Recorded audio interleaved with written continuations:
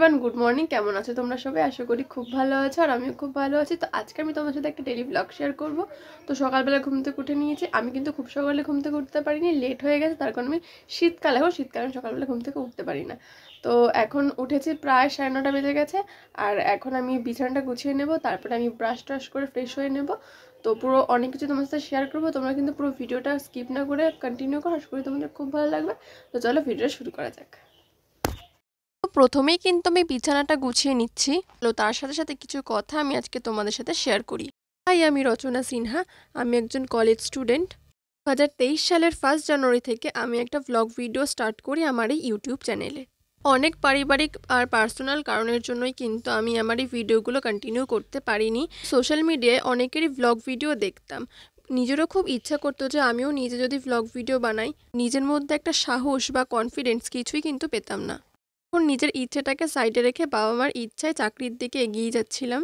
তখনই আমি কম্পিটিটিভ পড়াশোনার সাথে যুক্ত হই। তো আমার নিজের ইচ্ছেটাকে প্রায়োরিটি দিতে বেশি ইচ্ছে করতো। বাবা মা কিন্তু কখনো প্রেশার দিয়ে বলেনি যে তোকে চাকরিই করতে হবে। আমাকে কিন্তু বাবা মা ভীষণভাবেই সাপোর্ট করে। আমার মা কিন্তু আমাকে ভীষণ সাপোর্ট করে। ছোটবেলা থেকে আমি যা যা শিখতে চেয়েছি আমার মা আমাকে তাই তাই শিখিয়েছে। তো চলো আসল কথায় আসা যাক। 2-3 মাস আগে থেকে কম্পিটিটিভ পড়াশোনাটা ছেড়ে দিয়ে আমি ভিডিও আপলোড করি ইউটিউব আর ফেসবুকে। ইউটিউবের পাশাপাশি কিন্তু আমার ফেসবুকেও একটা ছোট্ট পরিবার রয়েছে। এখানে কিন্তু আমি অনেকটা কম সময়ের মধ্যে কিছু জনের ভালোবাসা পেয়েছি। চাকরির পথে এগানোর দিকটা আমার পুরোপুরি ছেড়ে দেওয়ার কারণ হলো, আসলে আমরা মেয়েরা কোথাওই সেফ না। বাবা মা যখন আমাকে জিজ্ঞেস করেছিল যে আমি কেন এই কম্পিটিটিভ পড়াশোনাটা ছেড়ে দিচ্ছি, তখন আমি বাবা মাকে ঠিক এই কথাটাই বলেছিলাম। সত্যি কথা বলতে আমার কথাটা তারা যথেষ্ট ঠিক বলেই মনে করেছেন। তখন আমি মা বাবাকে বলি যে আমি বাড়িতে থেকেই ভিডিও বানাবো, তো বাড়িতে থেকে নিশ্চয়ই আমার সেরকম কোনো ক্ষতি হবে না। এই কারণেই আসলে আমার সোশ্যাল মিডিয়ার সাথে যুক্ত হওয়া। আমি কিন্তু এখানে অলমোস্ট বিছানাটা গোছানো কমপ্লিট করেই ফেলছি। আসলে বাড়িতে যেহেতু মা নেই, মা গেছে দিদার বাড়ি, আর বাড়িতে এমনিতে কেউই নেই। তো আমি সেই জন্য নিজের মনে নিজেই কাজ করছি, আর তোমাদের সাথে ভাবলাম যে ভিডিওটা শেয়ার করে আর কিছু কথাও শেয়ার করি। তো সেই জন্যই তোমাদের সাথে কিন্তু আজকে এতগুলো কথা আমি শেয়ার করলাম। তোমরা যারা যারা আমার এই ভিডিওটা দেখছো তারা তারা হয়তো আমাকে সাপোর্ট করবে, আর আমিও অনেক অনেক চেষ্টা করবো যে আমার 100% তোমার সাথে অনেক অনেক ভিডিও শেয়ার করার। তো আমি এখানে ব্রাশ করার পর স্নান করে কিন্তু ফ্রেশ হয়ে নিয়েছিলাম। তো এখন কিন্তু আমি স্নান করে নিয়েছি, আর স্নান করার পর কিন্তু একটু ঠান্ডা ঠান্ডা লাগছে। তো ভাবছি যে ফুল স্লিভ কিছু পরবো। আর এখন কিন্তু তোমাদের বলছিলাম যে ওই বক্সগুলোতে কিছু ডিজাইন করবো। তো চলো দেখি কি ডিজাইন করা যায়, তোমার সাথে শেয়ার করছি।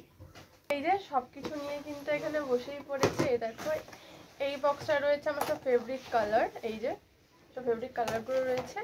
আর এই যে আমার ব্রাশ, এটা একদম হচ্ছে জিরোর ব্রাশ, এটা দিয়ে আমি করব।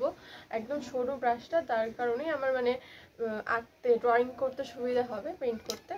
তো চলো শুরু করি। তো কেমন কি ডিজাইন করব আমি কিন্তু সেগুলো আগে থেকে কোনোরকমভাবেই ভেবে বসিনি। তারপর আমি এখানে পিঙ্ক কালারটাতে গিফট বক্সের মতো ড্র করে, তারপর হোয়াইট কালার দিয়ে গিফট বক্সের রিবনটা ড্র করে নিচ্ছিলাম। শুধু বক্সের ঢাকনিটাতেই কিন্তু ড্র করলাম। নেক্সট দিন পুরো বক্সটাতে যখন ড্র করব তোমাদের সাথে কিন্তু শেয়ার করব। তো আজকে আমি বাড়ি থেকেই কিন্তু তোমাদের সাথে এই ভিডিওটা শেয়ার করলাম। প্রত্যেক দিন তো আর বাইরে গিয়ে গিয়ে ভিডিও করা সম্ভব নয়, তাই জন্য ভাবলাম যে আজকে আমি বাড়িতেই তোমার সাথে কিছু না কিছু শেয়ার করি। যদি ভালো লাগে তাহলে like, comment, share and subscribe করে দিও। তো চলো আজকের মতো টাটা, দেখা হবে নেক্সট ভিডিওতে।